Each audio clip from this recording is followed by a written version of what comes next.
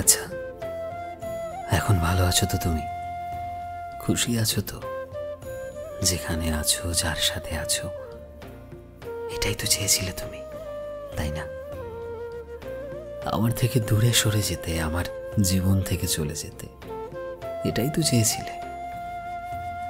কিভাবে তুমি চলে গেলে আমাকে ছেড়ে, সেই মানুষটাকে ছেড়ে যাকে তুমি বলতে ভালোবাসি তোমায়, কখনো ছেড়ে যাব না। আচ্ছা, সে কি তোমায় যত্ন করে আমার মতো? সে কি তোমায় আমার মতো করে ভালোবাসতে পারে? হয়তো ভালোবাসতে পারে, তাই তো তুমি আমায় ছেড়ে চলে গেছো। আসলে কি বলতো, কখনো কখনো জীবনে এমন একটা সময় আসে যখন আমরা একটা মানুষকে যতটাই ভালোবাসা দিই না কেন, সেটা কোনো না কোনোভাবে তার কাছে কম মনে হয়। কখনো কখনো অসম্ভব ভালোবাসার পরও সেটা অপূর্ণ থেকে যায়। আচ্ছা, সত্যি করে বলো তো, ভালো আছো তো তুমি? সে কি পূর্ণ করতে পারছে তোমার সমস্ত আশা, আকাঙ্ক্ষা, স্বপ্নগুলোকে? যদি তুমি তার কাছে ঠিক সেই সব কিছু পেয়ে থাকো যেটার জন্য তুমি আমাকে ছেড়ে তাকে বেছে নিয়েছো, তবে আমি খুশি আছি তোমার জন্য। কারণ তুমি সেটা পেয়েছো যেটা তুমি চেয়েছিলে, আর আমি হয়তো সেটাই পেয়েছি যেটা আমি পাওয়ার যোগ্য ছিলাম। সেটা হলো না বলা কিছু চাপা কষ্ট। কারণ সব শেষে আমরা সেটাই তো পাই, তাই না, যেটা আমরা ডিজার্ভ করি। সেটা সুখ হোক কিংবা দুঃখ, পূর্ণতা হোক কিংবা অপূর্ণতা। কিন্তু কখনো কখনো আমি একটাই কথা বুঝে উঠতে পারি না, ভগবান আমার ক্ষেত্রে কেন সঠিক বিচার করে না? কেন ভালোবাসা একজনের থাকে আর কষ্ট অন্যজন দিয়ে যায়?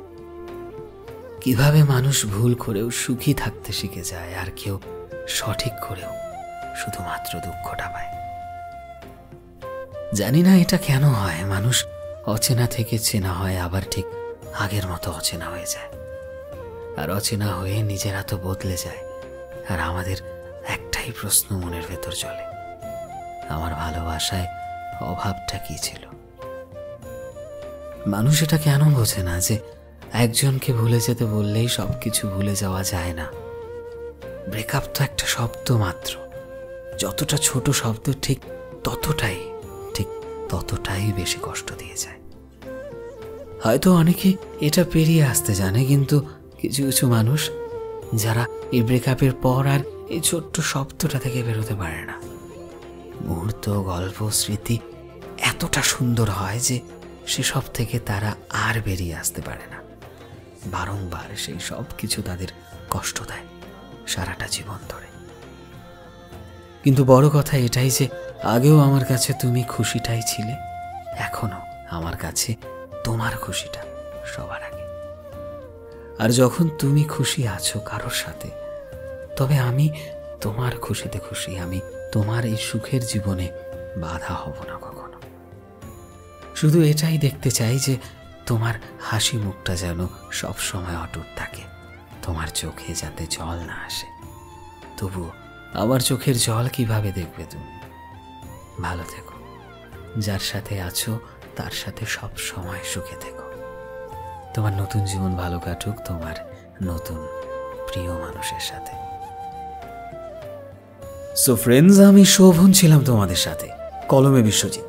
ভিডিওটি কেমন লাগলো অবশ্যই কমেন্টে জানিও। এই মুহূর্তে তুমি যদি আমাদের ফেসবুকে দেখে থাকো, তবে প্লিজ আমাদের পেজটিকে ফলো করে দিও। চ্যানেলে নতুন হলে প্লিজ চ্যানেলটিকে সাবস্ক্রাইব করে দিও। আর যারা অলরেডি সাবস্ক্রাইব করেছো, তোমাদের সবাইকে অসংখ্য ধন্যবাদ। দেখা হচ্ছে নতুন একটা দিনে নতুন একটা ভিডিওতে। টিল দেন সবাই ভালোবাসায় থেকো এবং সবাইকে ভালোবাসায় রেখো। Thank you.